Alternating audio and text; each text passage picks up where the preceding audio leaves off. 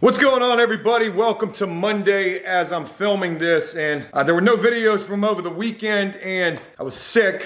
I was dealing with an infection in my leg, but we are back today, and we're getting ready to do something pretty interesting. I'm getting ready to go meet with somebody that I first began speaking about, I think last week. A guy named Chris, who I knew from prison. I haven't seen this guy since 2014, and since 2014. I came home in 2015. He got released in 2014. But since that time, it's 6 years separated from that. And in those 6 years, this guy Chris has gotten locked up for about 2 years, two different times. Two different times since 2014, this guy has done right around 2 years, maybe a little bit more or a little bit less. But to think that you got locked up again 2 additional times since I ran into this guy in prison, I'm sure it's easy to see that this guy has definitely dealt with a lot of trouble and a lot of incarceration in his life. Chris is a 46-year-old guy who is just getting done serving 2 years less than a month ago. And I have no idea how many times this guy has been locked up in his life, but I got to imagine it's probably something similar to my situation many a damn times. Well, with the fact that Chris is just getting released and only been home for 30 days, this guy is finally in a place in his life where he realizes that he needs to do things completely differently. Chris is a guy who has suffered from a lifelong battle with addiction, like so many other folks who we have featured here on After Prison Show, and pretty much like everybody who's a part of After Prison Show, myself included. And there's been this question that I've been posing. I think I've been posing it on the Bobo, especially since featuring Big Dave's update. And I don't want to compare anybody to anybody, but it was featuring this update with Big Dave that got me to thinking, can a person ever reach a point in their life where enough is enough and it is time to change? Now, in many of the stories that we featured here in the past with people who have suffered from addiction, unfortunately, a lot of times that doesn't work out and they end up going right back to the troubles of their past and whatever those drugs may be. Chris also knows quite a bit about me in After Prison Show. He's heard about it throughout the time that he's been locked up. People have been talking about it. Hey, have you seen After Prison Show or this particular story? And he mentioned 2 to me just this morning. Austin's story, who we featured about 3 years ago, and also Shannon. A very special shout out to her. She's doing amazing. I went and I met with Chris on Friday. While meeting with him, I talked with him for probably about an hour and, learned a lot about what he's been up to, what he's been struggling with, and what he is hopeful of being able to do.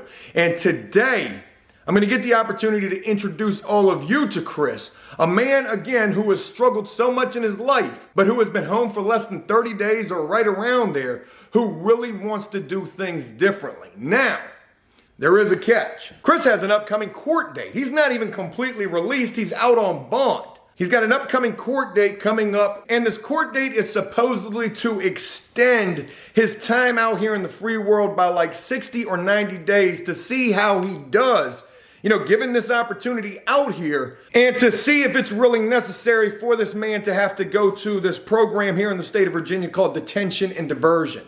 This is a 5 to 7 month program for detention and also for diversion. So you're talking about possibly a year or better long program where you spend the first part detention going through this boot camp type of deal, which is pretty extensive. And then the diversion program is basically like work release, where guys are able to go to work, save money, come home with some money.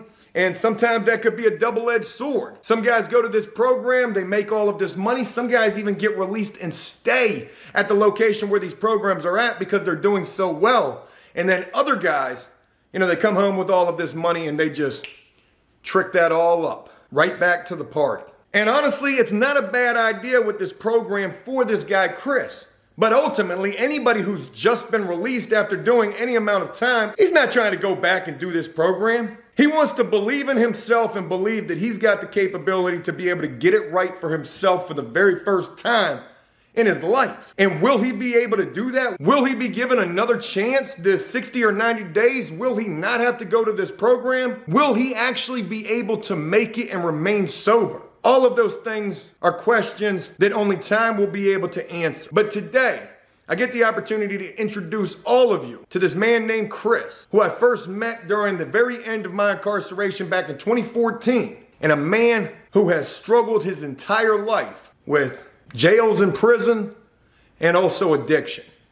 I hope this is something that you guys enjoy. How you feeling about all this? I'm nervous. Obviously, I'm on camera, but, you know, it's all good. I don't got nothing to, I just got to be real, man. It ain't like an interrogation or nothing. No, it ain't that. All right. So, Chris, I appreciate your willingness to do this video, to do this interview, basically, and to share a little bit of your story. And you can say whatever you want to say. Okay. That's okay. You've never done anything like this before, so I imagine that this is a little weird, but I want to make this just a super laid back, comfortable thing for you. We're here where you live at, in a safe and stable environment, and I like to be able to showcase where people are at in their lives with their stories. So I'm glad that we got an opportunity to use where you're staying at. Yeah, it's comfortable for me here too. It's better. You know, Chris, I first met you back in 2014 while we were both in prison together. And, you know, talk about that time that we were locked up together. Anything that you might remember about that, about me, about you? Well, I remember that you were super talented. You know, you did a lot of drawings, and even then you were trying to help people.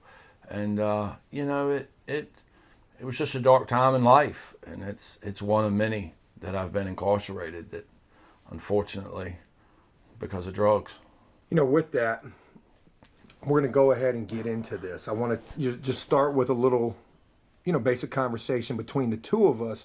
But mostly what I'm going to do is I'm going to open the floor up to you to allow you to share your story. So, again, this is a conversation between you and I. The cameras are just here listening as well.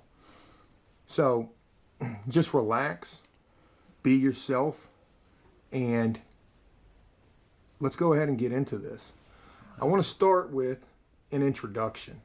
So, you know, would you introduce yourself to all of us and tell us a little bit about yourself? My name's Christopher. I'm 45 years old. I'm a father of 3 beautiful children. And I've just struggled for a lot of years. I've done a lot of years behind bars, incarcerated, cell blocks, gun towers, prison razor wire fences, and it's just been a lot of dark places in life due to drugs and my behavior. What has been your drug of choice? Heroin. Heroin has been my monster and demon for many years. But all of them, really. I mean, it started very young, but, you know, it started off a few drinks and a few joints and a little cocaine, and then the heroin just dominated and completely.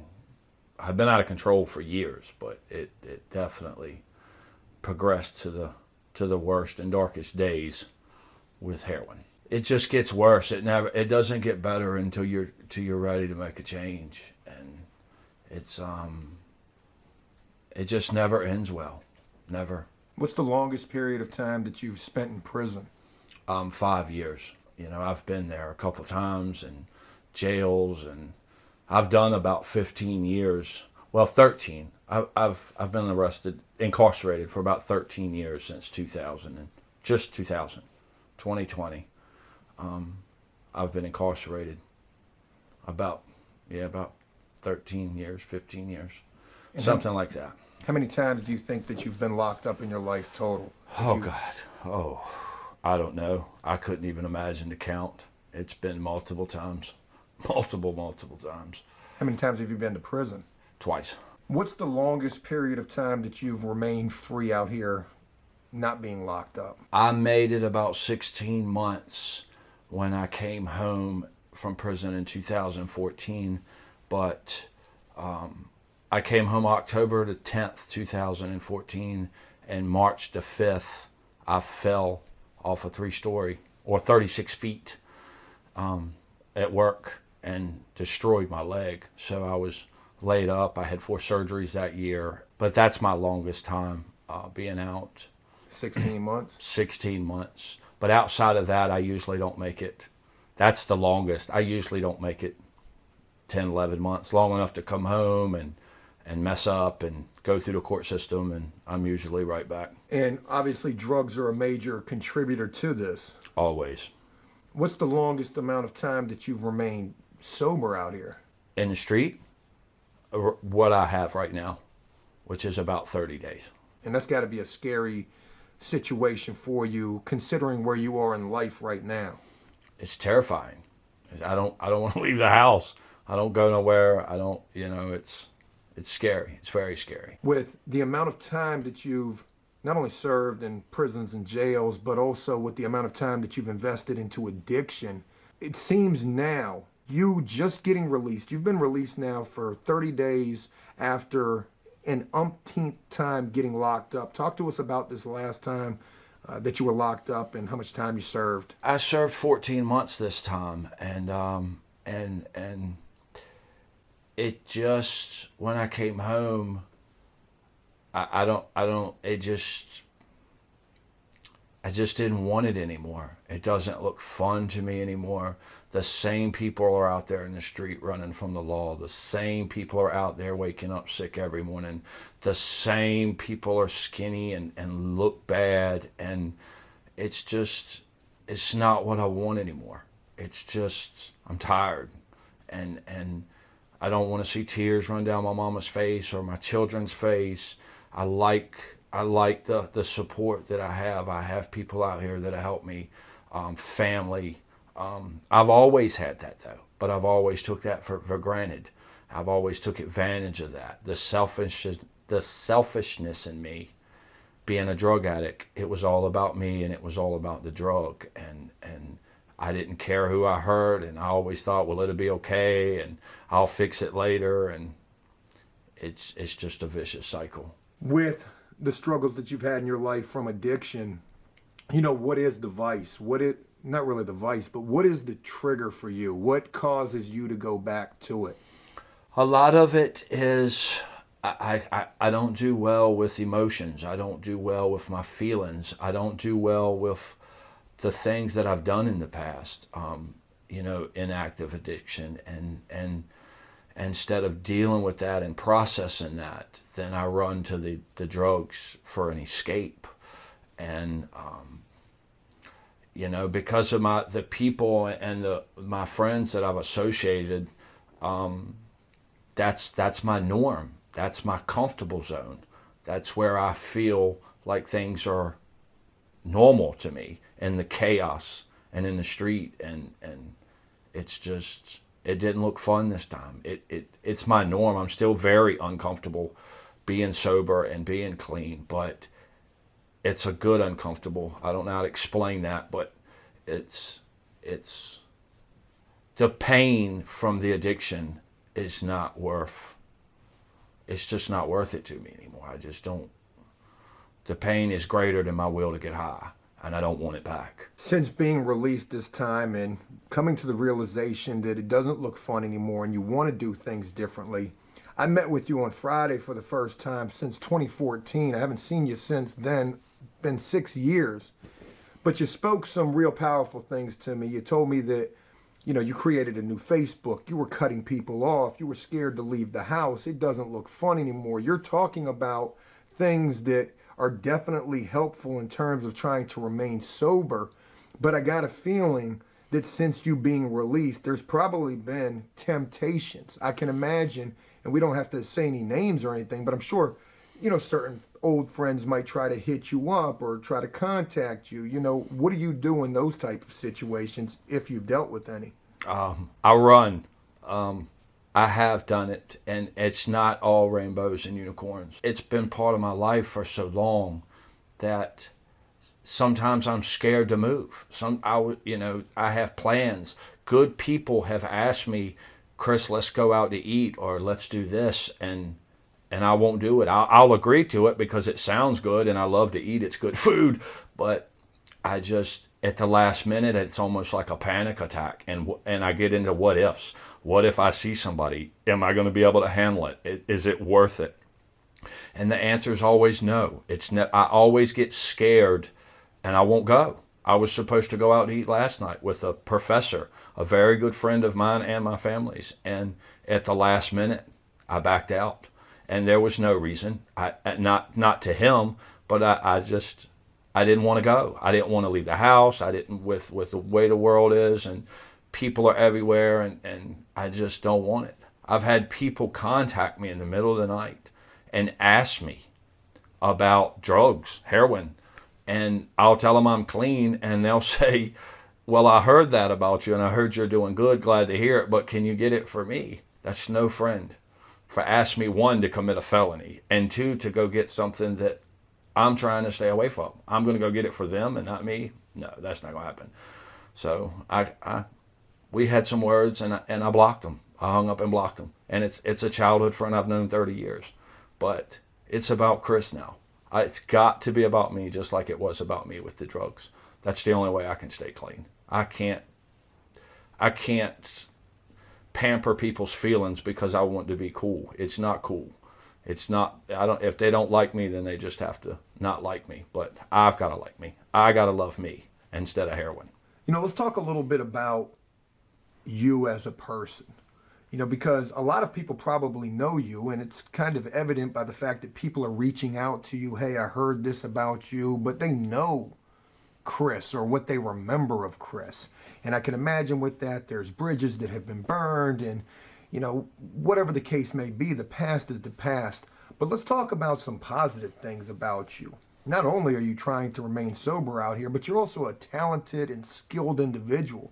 Talk to us a little bit about your work ethic and the type of stuff that you do work-wise. I'm an HVAC guy. I can do HVAC. I'm very talented. I'm good with numbers. I'm good with my hands. And I'm a good person. I like to think I'm a good person. But it goes back to some dark places and some dark people. And it's not that they're bad people. It's just they're still stuck. And it's a lot, and it's a hard struggle to claw out of that darkness.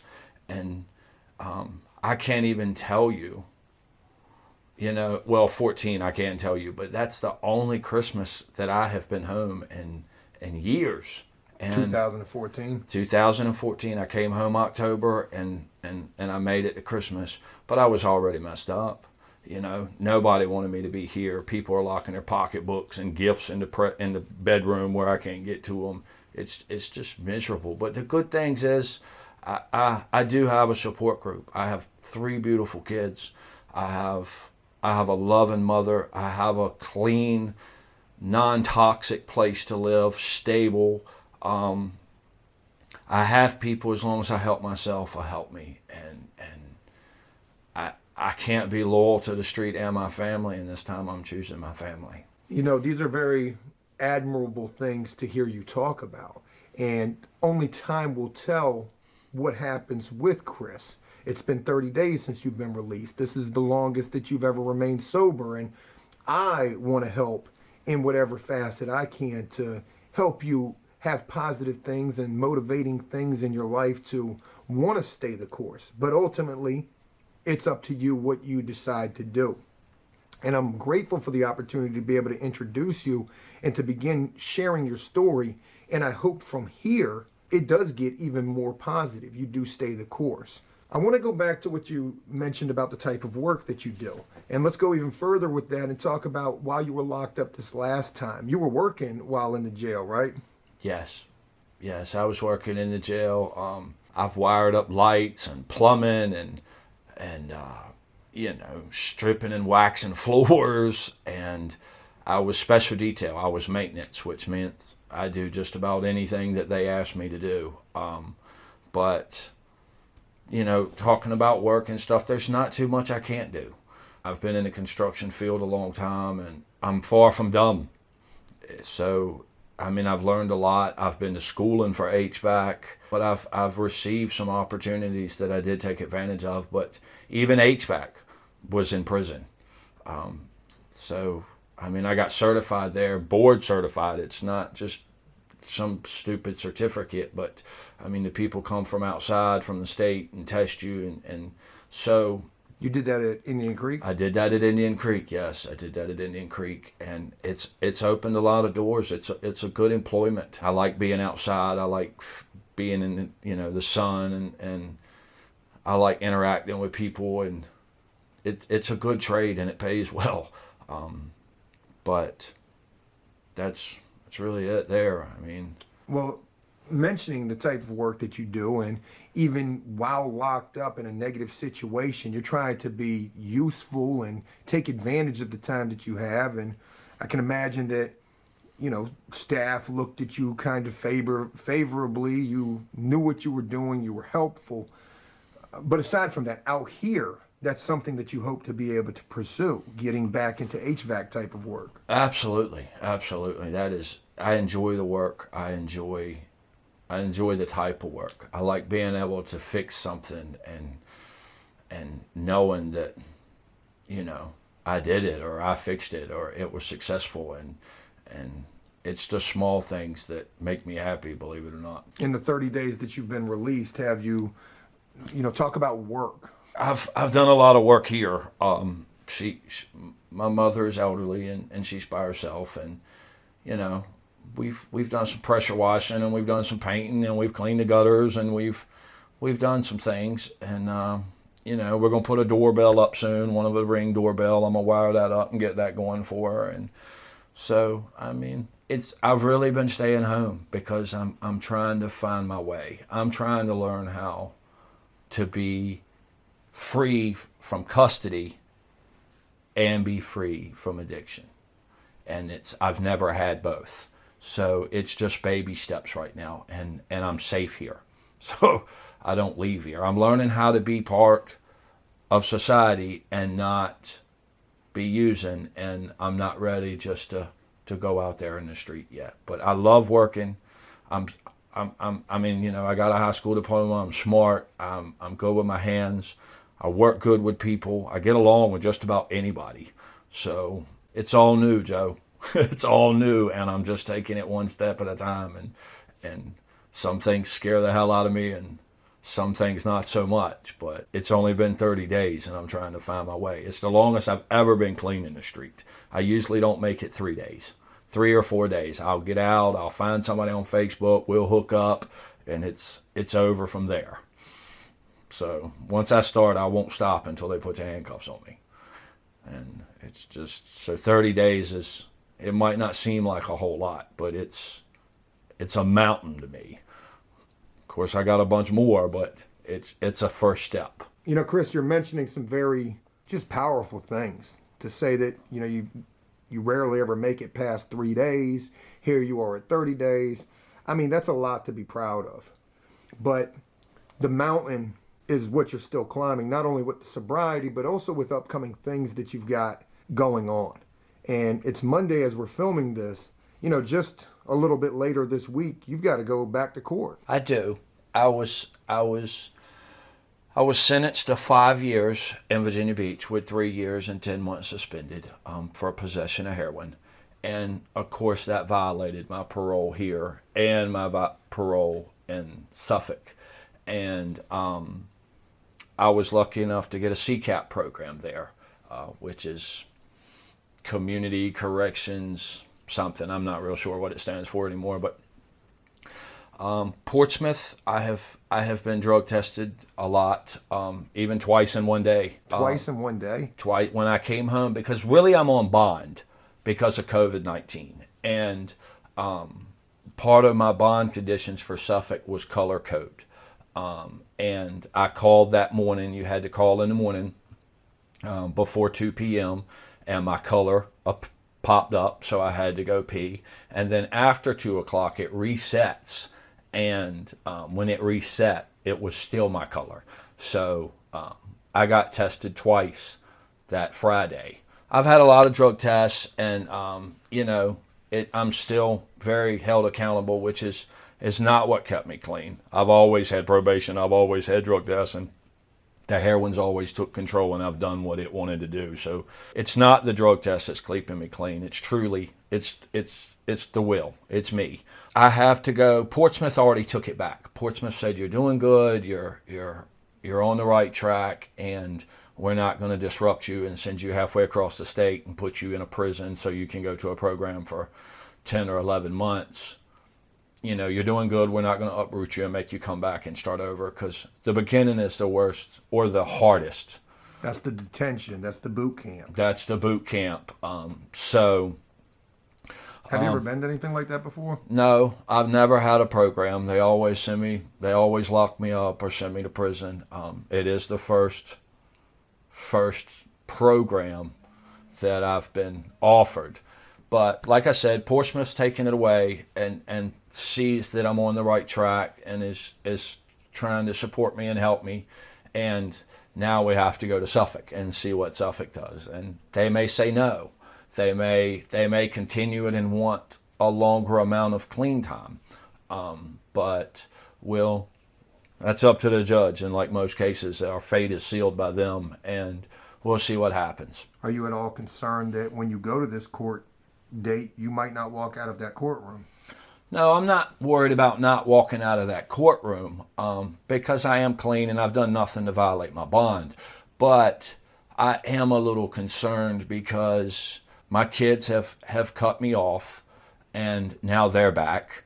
I have a grandbaby on the way. My son's getting ready to graduate high school. And if they uproot me and take me to this program, I'm going to miss the birth of my grandchild in September. I'm going to miss Christmas for the upteenth thousand times. I'm going to miss my son graduate early in January. So I'm going to miss a lot that I have in my life right now. And I mean, they'll support me. They understand what's going on. And if I got to go, I got to go. But, you know, I would rather stay, obviously. And I'm on the right track, and I'm looking employment, and, you know, all those things are hard to do because you don't want to go get a job and then say, oh, well, look, guess what? I got to go to this program. Now I got to quit. People hire you because they need you. And so it's just kind of put things on a standstill. I didn't mean to interrupt you, but I want to ask, do you feel like the program would help you? This is a 10 to 12 month long program, half doing boot camp, half doing basically work release, where you get a job, you save money, those type of things. There's guys who have gone to this program who have gotten released and stay in that area because they have such a good opportunity and job. There's guys who come home with thousands of dollars and go right back to the party. How do you feel about the program in relation to Chris? I'm kind of mixed about it because I feel, it was better at the time for me than to go back to prison. But at the same time, I feel like it could be detrimental because you're taking me away from my support group. You're putting me back in a controlled environment. And I just feel like that I'm doing the right thing, and I just wish that they would let me do this. I've never had this before. And it, like I said, it's not all rainbows and unicorns. It's hard. Some days it's, I can't keep money in my pocket. Well, I can, but I choose not to. But money's a trigger. Money's a trigger. Women are a trigger. Everything's a trigger because it's been such part of my life. It's my norm. And I'm stepping out of myself to try to make something different.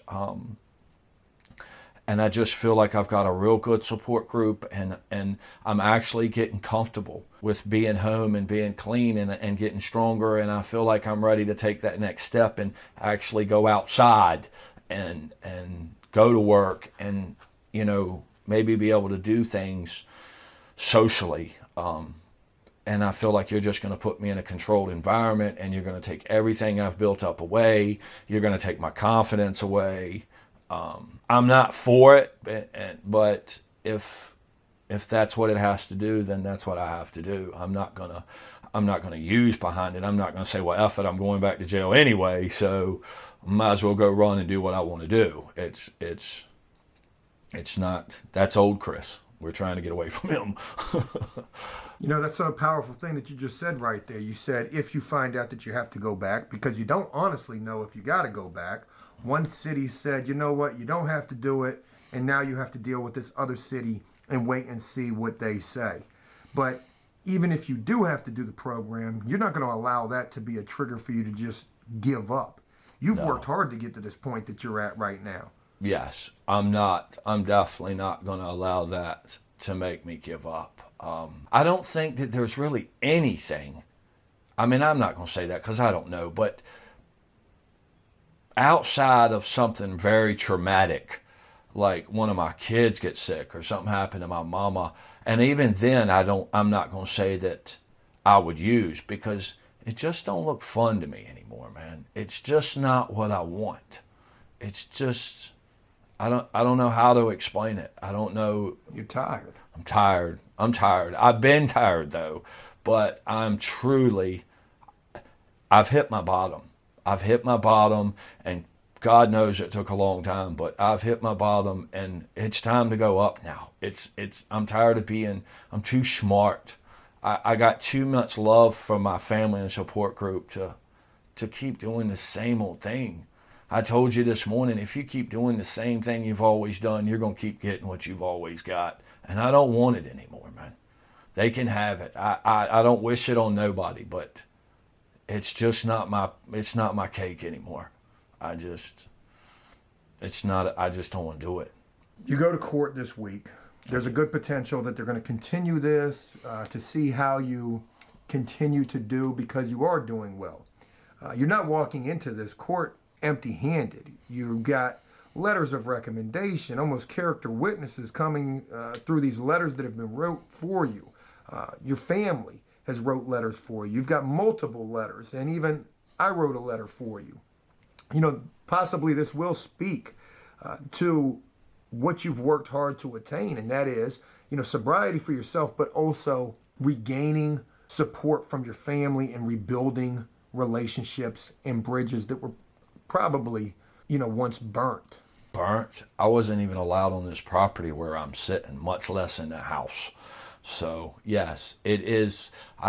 It has definitely rebuilt some bridges, and some people, my family have seen that I'm trying, and seen that I'm doing what I have to do the next right thing, and they're trying to help me. I mean, of course they love me, but it is nice to have the support group, and it's nice to have my family, and it is mending some bridges, and even people that used to wouldn't even talk to me, in fact would shut their door or maybe even go the other way if they see me in somewhere public, and have that "oh God, there's Chris" look, are actually waving when they walk by or they drive by in their car.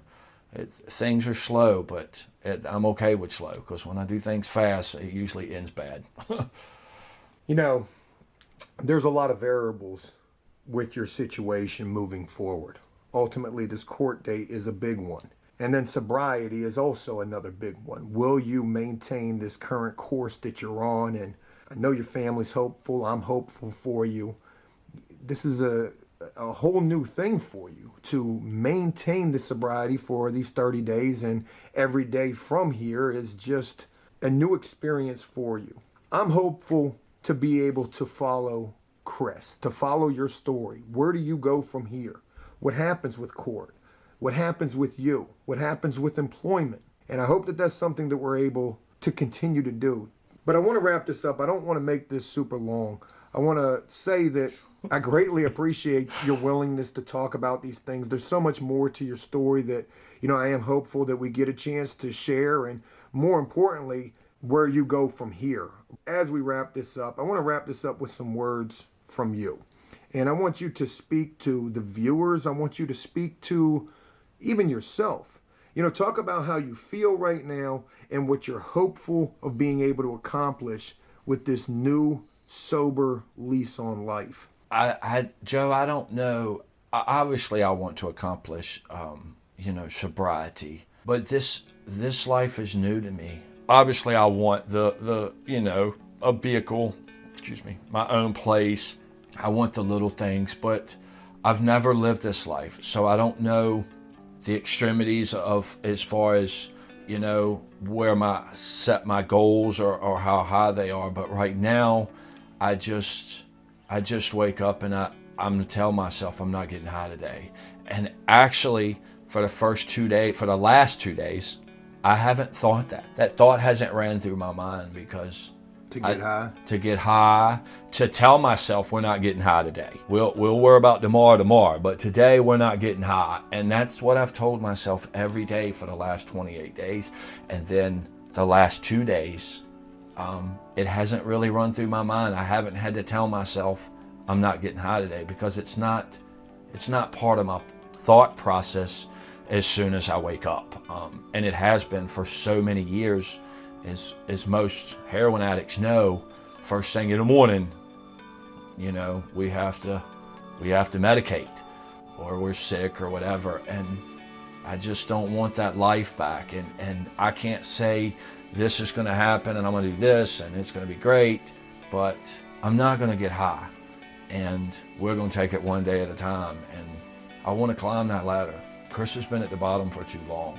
And it's time to go to the top. I'll never be rich or super fame stardom or nothing, but if I can just find a way to live with myself with peace and be part of my family, and I'm okay with that. I'll take that, because it's a lot better than the misery refunded that I've had for the last 30 years. So that's I'm just one day at a time in it right now, man. And they're adding up, and I get more confident, and I get stronger, and better things are happening. I mean, like you say, I've connected with you, and that's been 6 years. And before this, you would have had nothing to do with me because, of my behavior and my stuff, and you're on the right track. So it's opening doors for me, and I like the way it feels. I like the way it's going. We're just going to keep doing it. and we'll get stronger. I'll get confident. But using is not an option. That's going to do nothing. Not for a woman, not for me, not for nothing. Not for my kids. All it's going to do is bring pain and tears and darkness. And I've crawled out of that. I don't have to go back. So that's really it.